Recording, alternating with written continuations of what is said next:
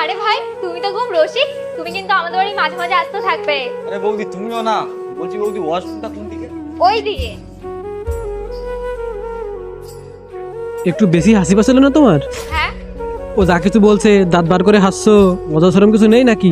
আমি তো এমনি। কি এমনি? ও যা কিছু বললো তুমি দাঁত বার করে হাসবে? মেয়ের মতন থাকো। দেখছো কি আবার? যাও এখান থেকে, নাকি ছেলেদের মাঝখানে থাকতে তোমার ভালো লাগে?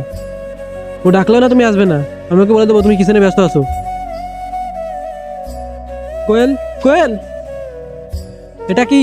পড়ে তো নিয়েছো, ওটা কি?